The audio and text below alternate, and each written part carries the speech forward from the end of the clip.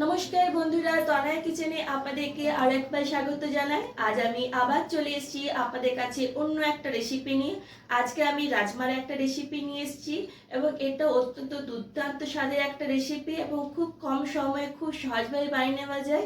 তাই বেশি কথা না বলে সরাসরি রান্নাতে চলে যাই। প্রথমে আমি এখানে রাজমা নিয়েছি। রাজমাটাকে আমি ভালো করে জল দিয়ে ধুয়ে পরিষ্কার করে নিয়েছি। আর রাজমাটাকে আমি 2 ঘন্টা আগে জল দিয়ে ভিজিয়ে রেখেছিলাম। এরপর প্রেসার কুকারে ঢাকা লাগিয়ে 4-5টা সিটি দিয়ে আমি রাজমাটাকে ভালোভাবে সেদ্ধ করে নেব। এরপর আমি প্রেসার কুকারে ঢাকা খুলে নিচ্ছি।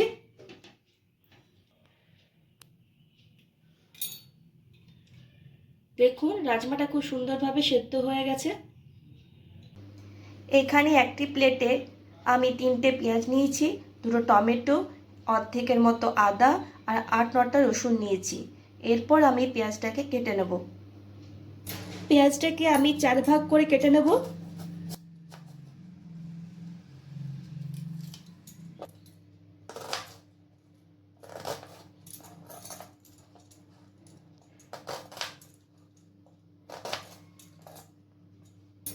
এরপর টমেটোটাকে আমি 2 ভাগ করে কেটে নেব আর টমেটোটাকে আমি পেস্ট বানিয়ে নেব।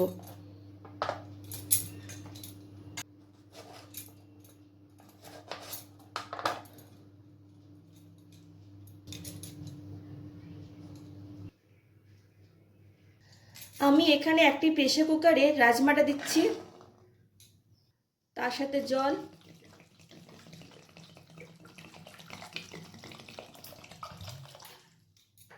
আর স্বাদ মতো নুন দিচ্ছি।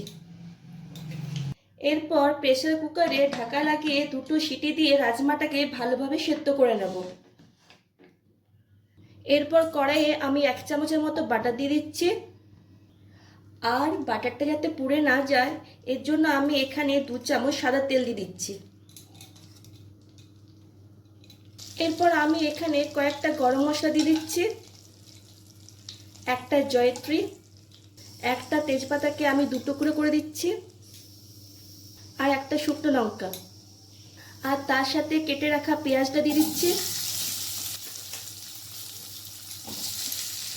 রসুন আর আদাটা দিয়ে দিচ্ছি। এরপর এগুলোকে হালকা করে ভেজে নেব।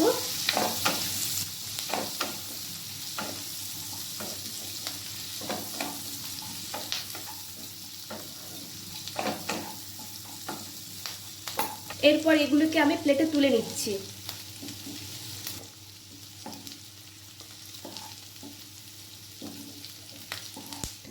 এরপর আমি এই সমস্ত উপকরণগুলিকে ঠান্ডা হতে দেব।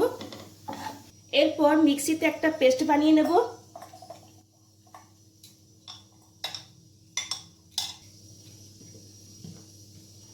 ওই কড়াইয়ে আবার আমি 1 চামচ বাটার দিলাম আর তার সাথে 1 চামচ সাদা তেল দিচ্ছি। এরপর আমি ফোড়নের জন্য দিয়ে দিচ্ছি 1/2 চামচ গোটা জিরা। এরপর আমি 2 সেকেন্ডের মতো হালকা করে ভেজে নেব।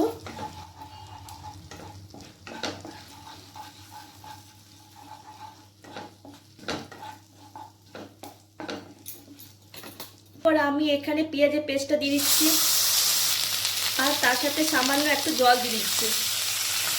এরপর পেঁয়াজের পেস্টটাকে হালকা করে ভেজে নেব।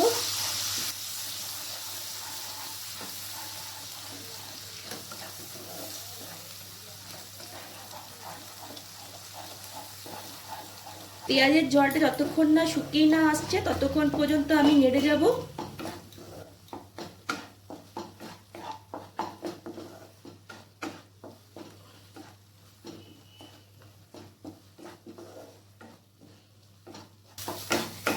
পেঁয়াজের জলটা অনেকটাই শুকিয়ে এসছে।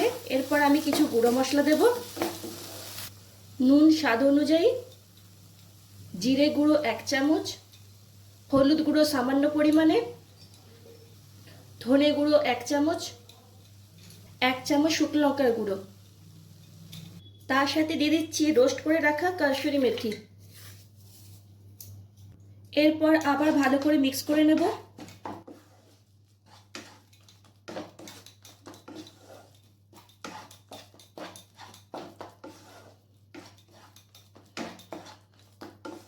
এরপর আমি এই স্টেজে টমেটো পেস্টটা দিয়ে দিচ্ছি। এরপর আবার ভালো করে মিক্স করে নিচ্ছি যাতে টমেটোর কাঁচা স্মেলটা না থাকে।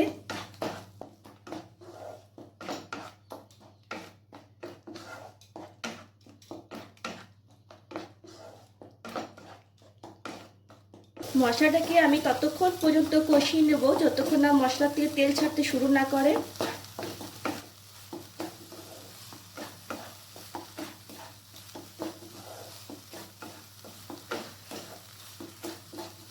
মশলার থেকে খুব সুন্দরভাবে তেল ছাড়তে শুরু করে দিয়েছে। এরপর আমি সেদ্ধ করে রাখা রাজমাটা দিয়ে দিচ্ছি। এরপর আবার ভালো করে মিক্স করে নিচ্ছি। এরপর আমি কিছুক্ষণ ফুটতে দেব।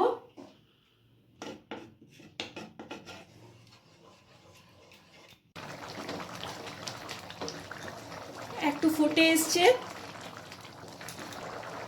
এরপর আমি উপর থেকে ধনেপাতা কুচি ছড়িয়ে দিচ্ছি আর তার সাথে 1 চামচ ঘি ছড়িয়ে দিচ্ছি। এরপর আবার একটু নাড়াচাড়া করে নিচ্ছি।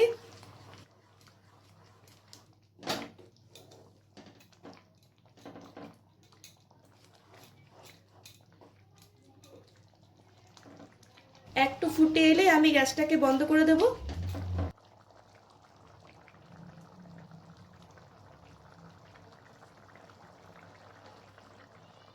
এরপর প্লেটে সার্ভ করে দেখানোর পালা।